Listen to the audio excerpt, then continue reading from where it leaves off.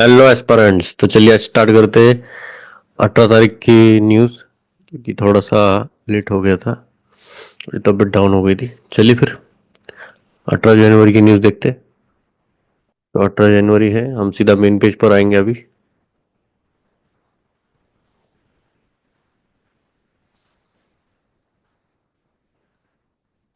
Incentives, not resources. It is the obligation of every person born in a safer room to open the door when someone in danger knocks. सही बात है। Empathy है, helpful है। Budget priorities must held and improvement in condition of productions. ठीक है, production के ऊपर पूरा फोकस रखना चाहिए। अच्छा इम्प्रूवमेंट होना चाहिए कंडीशंस, तो प्रोडक्शन के ऊपर ही अच्छे खासे फैसिलिटीज देनी चाहिए। देखते हैं। A piece that holds Israel Hamas ceasefire is belated but enormously welcome. This movement must not be squandered. समझौता हो गया अभी इसराइल और हमास में, तो एक पीस अकॉर्ड हो जाएगा। अभी ज़्यादा मिसाइल्स वगैरह नहीं। It's not your BMI stupid, human bodies are too complex for one size fits all prescriptions. सही है, BMI बस एक छोटा सा पैरामीटर है। BMI क्या पता है आपको? Body mass index. ये कैसे कैलकुलेट करते हैं पता है? वेट और हाइट को लेके। पर ये बस एक छोटा सा पैरामीटर है, बाकी बहुत सारे फैक्टर्स आते हैं। आपके हार्मोनल चेंजेस, फिर आपका डाइट, आपकी एज, आपका मेटाबॉलिज्म कितना फास्ट है कितना स्लो है, आपका हार्ट रेट, ये सब मैटर करता है। तब जाके आपको हम प्लान सजेस्ट करते हैं। वैसे अगर आपको एक डाइट प्लान चाहिए तो बता देना, मुझे मैसेज कर सकते हो आप वही नंबर पर, क्योंकि एक ही पैरामीटर से हम नहीं जज कर सकते आप मोटे हो या नहीं। उसके पीछे के रीजंस देखना पड़ता है। फिर उसके बाद में आपका प्रेफरेंस क्या है डाइट में, कि आप ज़्यादा क्या खा रहे हो, उसके ऊपर हमारा थोड़ा रिसर्च रहता है। और उसके बाद हम रिकमेंड करते हैं आपको जो भी डाइट रहेगा, या फिर आपको कोई एलर्जीज वगैरह है या नहीं। चलिए, matter of skills. Indians market is ready for new technologies but education system needs to reboot. चलिए ये भी देख सकते हैं, ये भी देख सकते हैं हेल्थ के इसमें। Perils of conquest. Earth is not only celestial body carried by human desire. Moon is now on the list of threatened heritage. Polar aesthetics of Kumpa. A reckoning of for the deep state. Saif Ali Khan attack. Queen Koneru. सही है। इनकी timeline देखें तो 2002 में ये youngest women बन गई history में to achieve the grand master title at the age of 15 में। 2000 मतलब 15 साल में ये ग्रैंड मास्टर थे। 2011 में वर्ल्ड वुमेन्स चेस चैंपियनशिप इन्होंने जीता, हुई फन बट लॉस। 2019 में lengthy break due to child birth, 2 साल का गैप लिया इन्होंने। फिर वर्ल्ड रैपिड चेस चैंपियनशिप में आ गए फिर से। Humpy leads the Indian team to clinch joint gold at the online chess olympiad. Online में जीत गए गोल्ड। 2022 में ब्रॉन्ज, 2022 में सिल्वर वर्ल्ड ब्लीड्स में आ गए, ये चेस ओलंपियाड में आ गई चेन्नई में। 2024 में second world rapid championship title in 2024 New York में।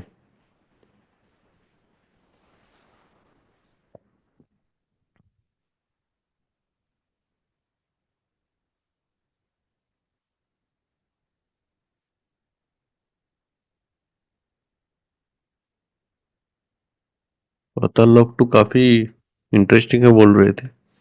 चलिए फिर हम स्टार्ट करते। काफी ज्यादा आर्टिकल्स है अच्छे अच्छे आज। आई गेस अभी तक ये एक्सप्लेन वाला नहीं आया ना, इसमें सैटरडे में नहीं आता शायद, देखना पड़ेगा। तो हम पहले देखते हैं मोटा बड़ा वाला। अशीमा गोयल, नाम सुना है मैंने। मॉनिटरी पॉलिसी कमेटी के मेंबर है, फॉर्मर मेंबर है, तो ऑब्वियस है तगड़े तो होंगे इनके आर्टिकल। चलिए फिर आप एक काम करिएगा, जैसे मैं बता देता हूँ ना ये पढ़ना है, तो आप एक बार एक रीडिंग मार दीजिएगा, क्योंकि मैं डिटेल में तो जाऊंगा ही, पर आपकी भी अंडरस्टैंडिंग समझ में आनी चाहिए। मैं वैसे अगर चाहूँ तो ये पूरा आर्टिकल एक 4-5 लाइन में कर सकता हूँ। आपको ये इंपॉर्टेंट ये बता के खत्म कर सकता हूँ मैं। मेरे लिए हार्डली वो 5 मिनट का काम रहेगा, इसमें से क्या निकालना है क्या नहीं। पर आप कैसे फिल्टर आउट कर सकते हैं इसके लिए मैं पूरा आर्टिकल पढ़ता हूँ। बहुत लोगों के कमेंट्स आ रहे थे मुझे कि पूरा आर्टिकल क्यों पढ़ते जा रहे हो आप, सीधा हमें क्रक्स ही बताओ ना। तो आपको अगर पूरा पिक्चर में क्रक्स में बताऊंगा तो पिक्चर का मजा थोड़ी आएगा, तो वैसी बात है। और आपको समझ में आना चाहिए, आपको खुद का पिक्चर खुद ही बनाना है। ठीक है, चलिए फिर। Development and structural reforms tend to dominate thinking on macroeconomic policy in India, which is understandable given the growth imperative. Post the pandemic, macroeconomic policy helped in this robust recovery by effective smoothing external shocks. The cycle also affect growth. तो अगर देखा जाए तो जो हमारा macro economic policy है, macro मतलब क्या, बड़े, इन्फ्लेशन, एफडी, एफडी मतलब फिक्स डिपॉजिट नहीं है, फिस्कल डेफिसिट, और कौन सा है मुझे बताओ मैक्रो इकोनॉमिक इंडिकेटर। तो ये डोमिनेट कर रहे थे हमारे ये मार्केट में, क्योंकि देखो अगर बात की जाए तो हमारा जब पैंडेमिक आया तब हमारा मतलब जो ग्रोथ थी वो बहुत एकदम नीचे ही गया था ग्राफ पूरा। कुछ कुछ सेक्टर बहुत ऊपर जा रहे थे, कुछ कुछ सेक्टर नीचे जा रहे थे, तो इसको बोलते हैं के शेप रिकवरी थी हमारी। तो अभी जैसे ही पैंडेमिक का जो शॉक था वो कम होने लग गया, तो हमारी फिर से जो ग्रोथ है वो फिर से स्टार्ट हो गई है, धीरे धीरे हो रही है पर हो रही है। Slowing government spending during the election months is one reason for the slowdown in economy. अभी देखो फिर से स्लो डाउन आने लग गया है। क्यों स्लो डाउन आने लग गया है? कि हमारा जो मतलब जो लोग हैं वो ज़्यादा खर्चा नहीं कर पा रहे। क्यों नहीं कर पा रहे? तो बहुत सारे रीजन है इसमें, अभी ये बताएंगी वैसे भी। पर एक मेजर रीजन तो इन्फ्लेशन है, क्योंकि आपका अगर इन्फ्लेशन बढ़ गया, अगर आपको 100 रुपये मिल रहे हैं और आपकी जो चीज़ें हैं वो पहले 30 रुपये मिलती थी, अभी जाके चीज़ें वो 50 रुपये मिल रही है। तो पहले आपको जो ये एक्स्ट्रा 20 रुपये थे वो आप सेविंग कर रहे थे या फिर आप किधर न किधर तो इन्वेस्ट कर रहे थे। पर ये अभी तो वो तो खत्म ही हो गया, तो आपको जो सेविंग है वो भी खत्म हो गया। तो आपको बस कैसे तो को गुजारा करना है। ये तो एक पैरामीटर हो गया, बहुत सारे पैरामीटर्स है वैसे। अप टू द एंड, और इसमें गवर्नमेंट भी स्पेंडिंग कम कर रही है, तो उसमें भी और एक है। Up to the end of November, Central had spent only 46% of its capital expenditure target compared to 58.5% this time last year.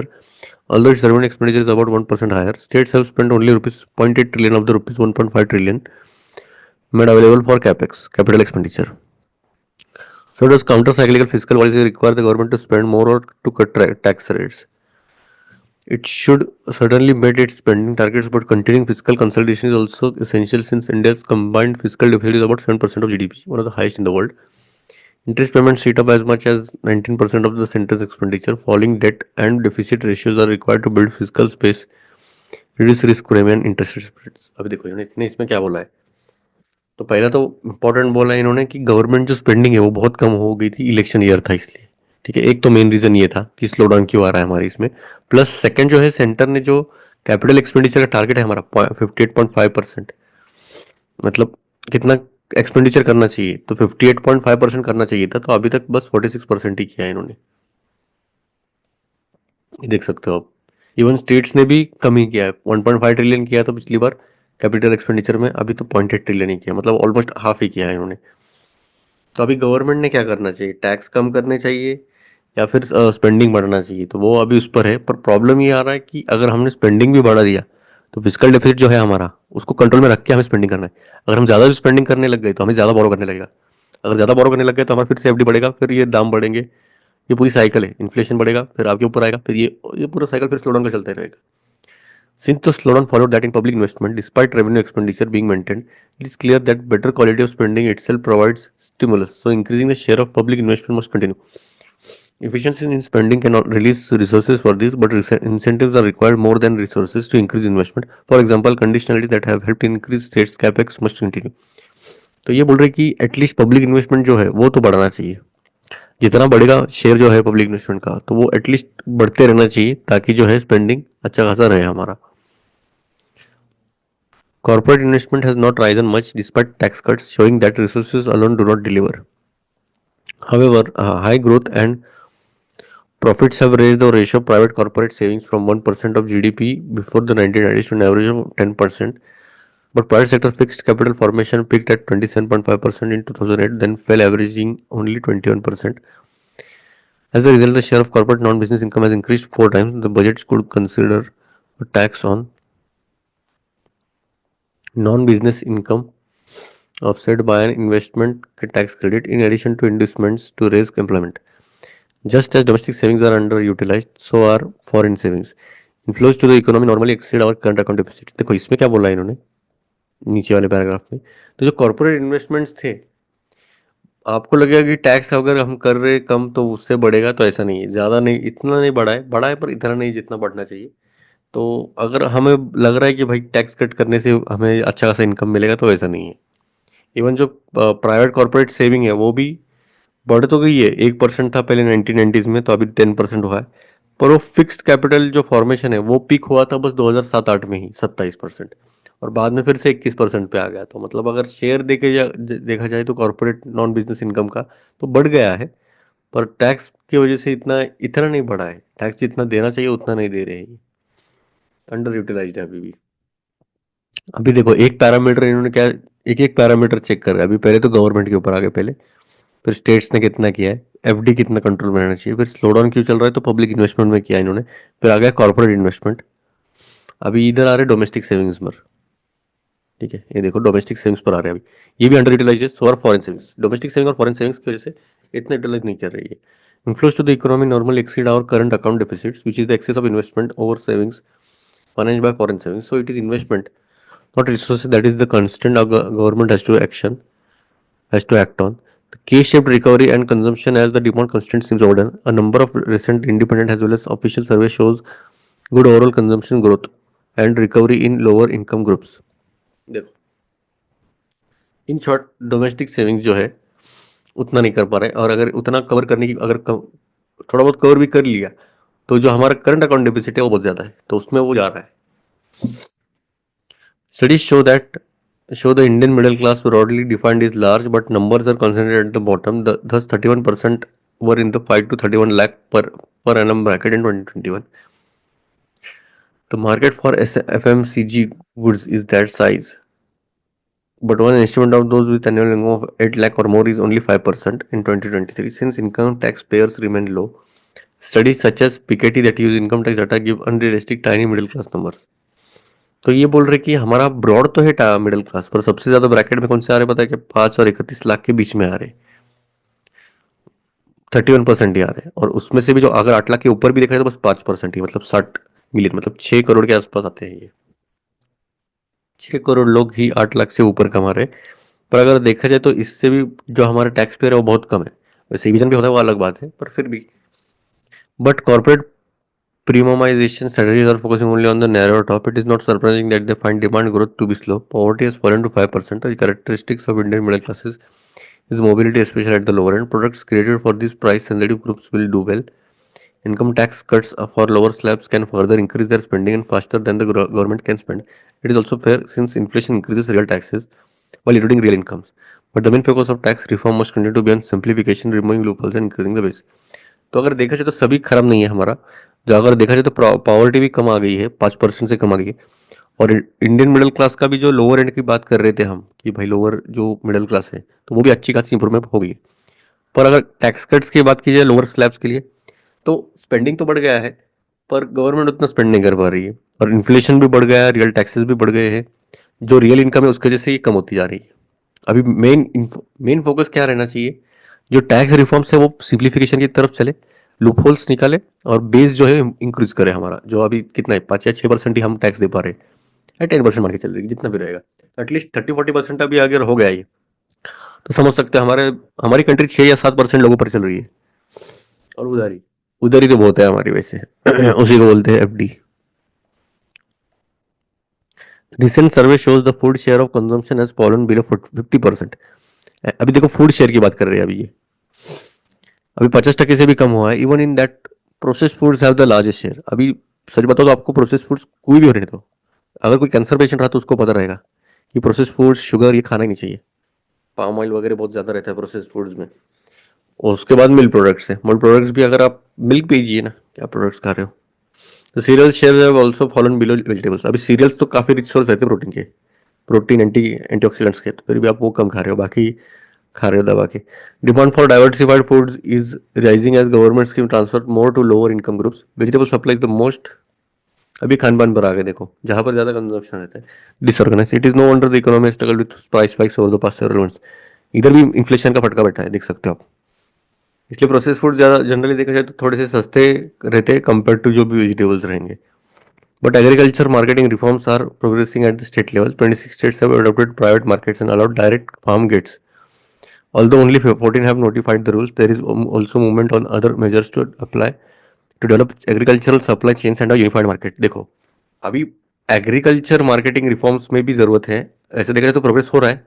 26 states ने तो बोला है कि हम प्राइवेट मार्केट और direct farm gate sales allow करेंगे, पर बस 14 लोगों ने ही नोटिफाई किया है। अगर बात की जाए अगर एग्रीकल्चर सप्लाई चेन्स की, तो एक यूनिफाइड मार्केट की तरफ हम बढ़ रहे हैं अभी। Research shows that farmers who diversified production made more profits than those who relied on MSP sales. Easing sales of diverse produce is the best way states can help their farmers. देखो, जहाँ पर MSP आता है तो वहाँ उनको fix price रहता है कि भाई इतने इतने प्राइस में आपको मिलेगा। पर अगर आप ओपन मार्केट में जाते हो तो आपके ऊपर रहता है वो कितने प्राइस पर आपको क्या देना है। तो अच्छा खासा ये बोल रहे कि जो फार्मर्स ने MSP पर ना होके अगर ओपनली जो ट्रेड किया है तो उसमें उन्हें ज़्यादा प्रॉफिट कमाया है, और जितना डाइवर्स करोगे आप उतना हेल्प करेगा फार्मर्स की इनकम को। Last year, the budget had proposed a framework for better coordination with states. Food supply should be a focus area. Another simplifying regulation, the center tells us that they have removed thousands of archaic laws, but business do not find life to be any easier. The simplification has to percolate down to the second and third tier of the government, reaching local officials who interferes with firms. States are more open to reform as they compare for GCC centers. देखो, ये बोल रहे कि आपने तो simplify कर दिया, regulations वगैरह कर दिया, हम बहुत डेंजर डेंजर जो लॉस थे वो निकाल गए हैं, पर जो बिजनेसेस है वो इतना इजी नहीं फाइंड कर पा रहे, क्योंकि आपने जो किया है वो फर्स्ट टायर के लिए किया है, सेकंड और थर्ड टायर गवर्नमेंट मतलब स्टेट्स और लोकल लेवल के लिए कुछ इतना खास नहीं हो पा रहा है। तो वहां पर उधर तक जाना चाहिए जो भी इनका सिंप्लीफिकेशन की आप बात कर रहे हो। As cost push inflation falls, interest rates can come down. Low real interest rates are one of the most effective incentives to increase demand. With the large number of India's young buying houses and equipping them, while resources are not a bottleneck, their cost and opportunity cost matters. The argument that conservative macroeconomic policy is required in response to Trump and geo-economic fragilities goes back to the old way of thinking that neglects our ability demonstrated during the pandemic to counter external shocks using our size, economic diversity and strategic policy stimuli. अगर बात की जाए तो अभी cost push inflation भी कम आते जा रहा है, इंटरेस्ट रेट भी हम कम कर सकते हैं, पर ये कम नहीं कर रहे। वैसे आरबीआई पता नहीं क्या अलग सोच रही है, अभी उनको ज़्यादा पता रहेगा। अब भी आप जितना इंटरेस्ट रेट घटाओगे उतना मार्केट में पैसा बहेगा, बेंडिंग बढ़ेगी। और इवन बहुत सारे लोग जो है यंग बाइंग ये हाउस वगैरह चालू कर दिया है, मतलब रिसोर्सेज में कोई प्रॉब्लम नहीं है, हमारे को बस अपॉर्चुनिटी का कॉस्ट मैटर कर रहा है ये। और ट्रम्प और जियो इकोनॉमिक की बात की जाए तो उसके हिसाब से हमें अभी ये जो ओल्ड वे ऑफ थिंकिंग है वो थोड़ा छोड़ देना चाहिए। Budget priorities to be aligned to needs to of the economy must facilitate an improvement in conditions of production so more can be produced and made available at lower prices. Just resources will not achieve results. Well designed incentives are essential. तो वही है, बस हम resources के ऊपर depend नहीं रह सकते, अच्छे डिजाइन इंसेंटिव्स अगर हमने दे दिए तो कुछ हो सकता है, ऐसे इनका मानना है।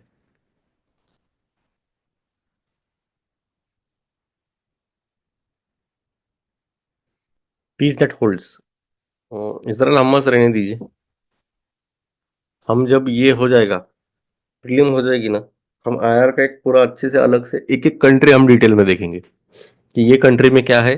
और पहले तो हम देखेंगे पूरे क्वेश्चंस क्या क्या आए थे, जो भी आपके लिए मेरे हिसाब से रिजल्ट तक आपके लिए फ्री रहेगा कि आपको कैसा प्रिपेयर करना है, क्या करना है। आप जितने भी लोग अगर प्रीलिम्स दिए हो नहीं दिए हो कोई प्रॉब्लम नहीं, या फिर अगले साल या फिर उसके अगले साल का सोच रहे हो तो ये बेस्ट टाइम है प्रिपेयर करने का। ठीक है।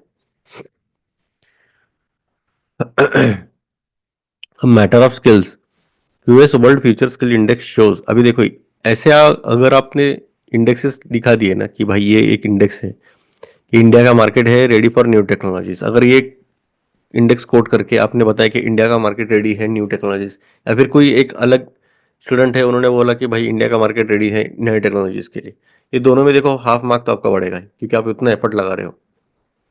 पर ये क्या बोल रहे हैं, एजुकेशन सिस्टम को ज़रूरत है रिबूट मारने की, ज़रा ज़रा रिस्टार्ट करने की ज़रूरत है। तो वही बात है, अभी क्या रिस्टार्ट करना पड़ेगा क्योंकि जो कंपनी की डिमांड्स है और हमें जो सिखाया जा रहा है उसमें बहुत ज़्यादा डिफरेंस है।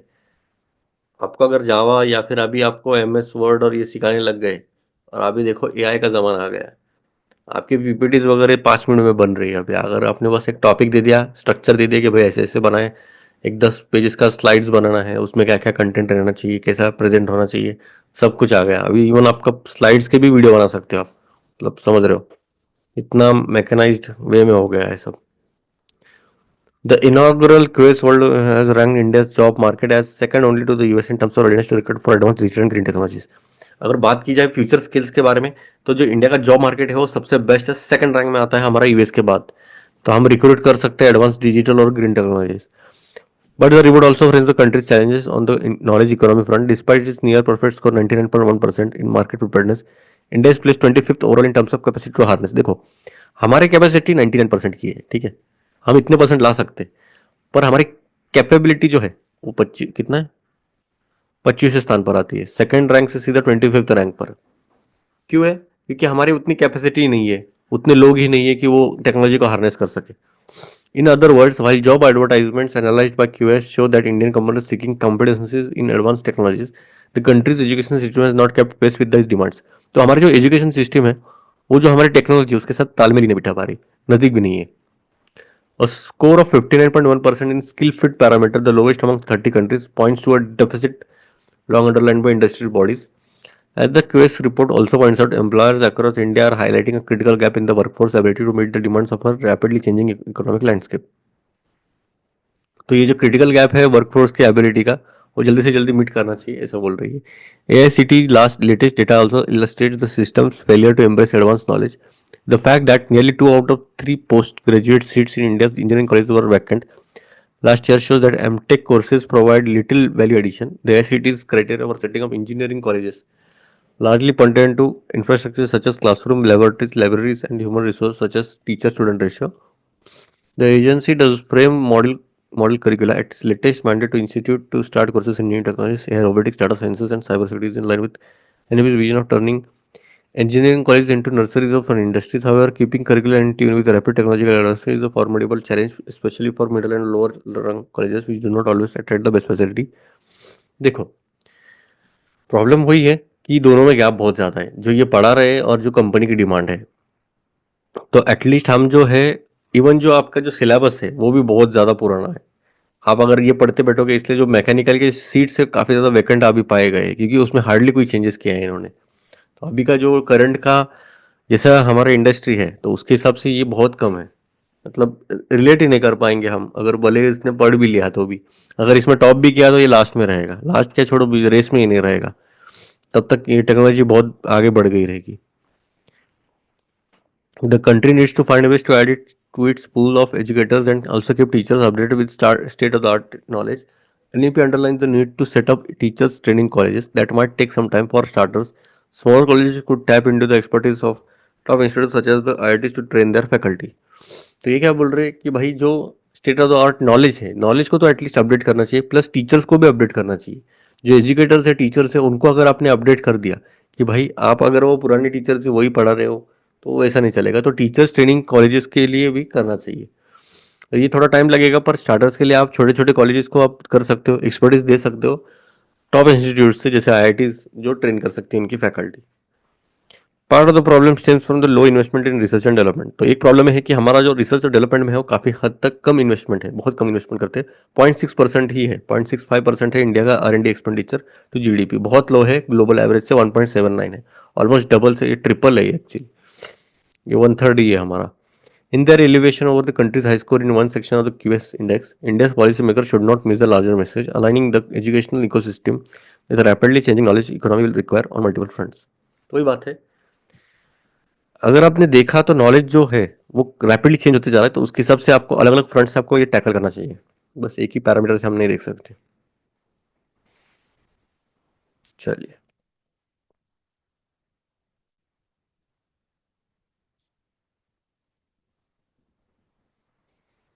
वॉरियर एस्थेटिक्स ऑफ कुंभ, ये तो नहीं था कुछ। Big picture,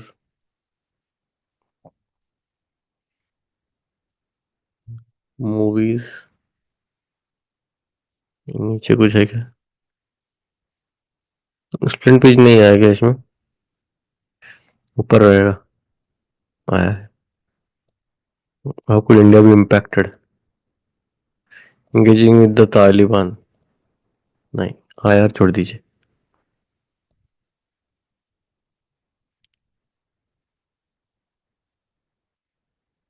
What is space weather?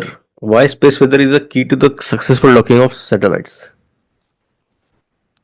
Space का वेदर रहेगा और कैसा रहेगा? What California wild Fyers could mean for the 2020 Los Angeles Olympics?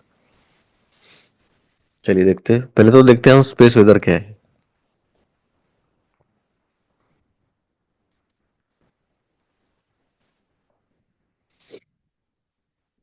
Favorable space weather was instrumental in the success of Indian Space Research Organization first ever docking mission on।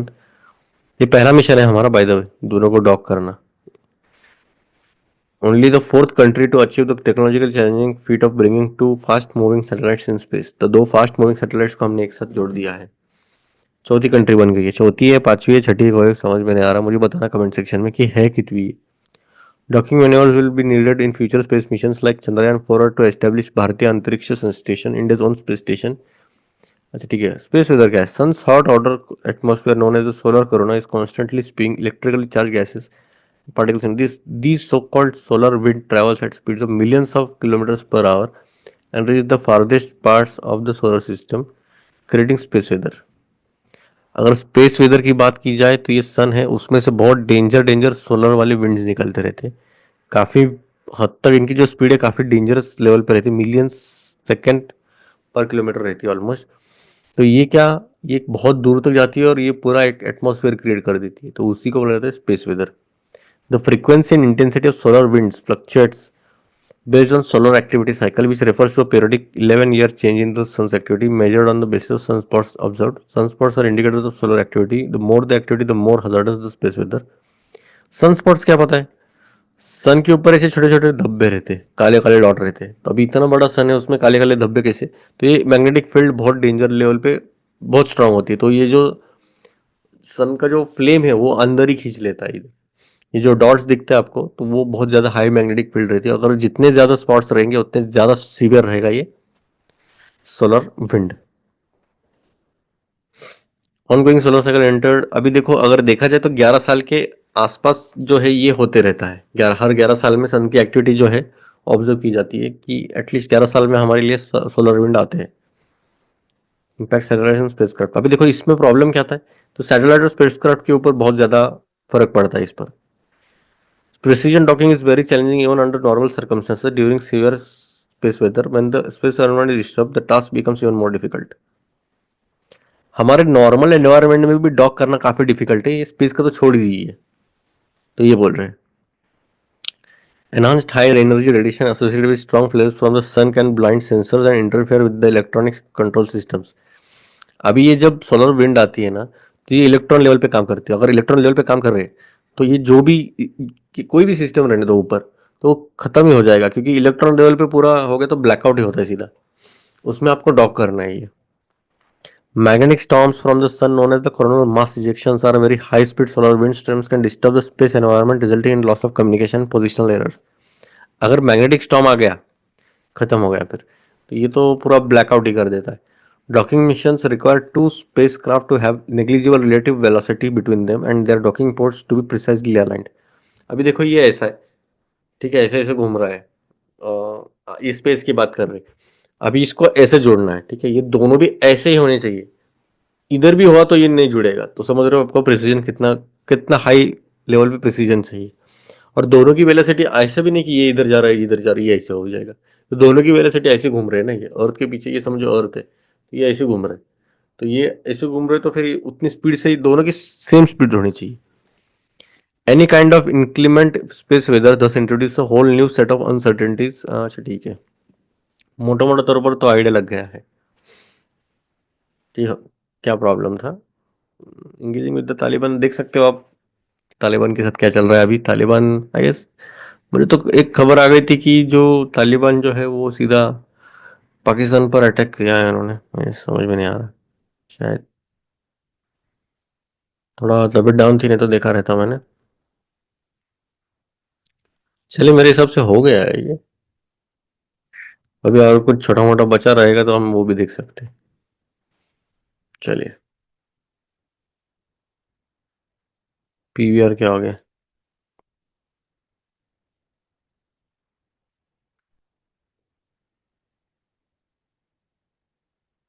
Singapore and Odisha semiconductor sector in focus.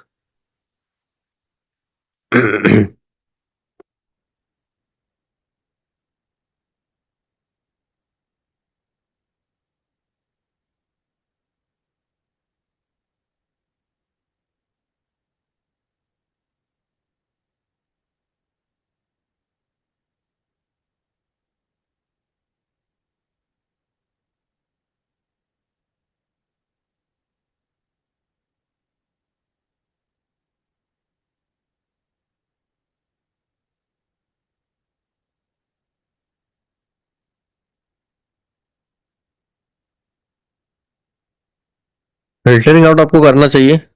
Japanese cuisine, सही बात है।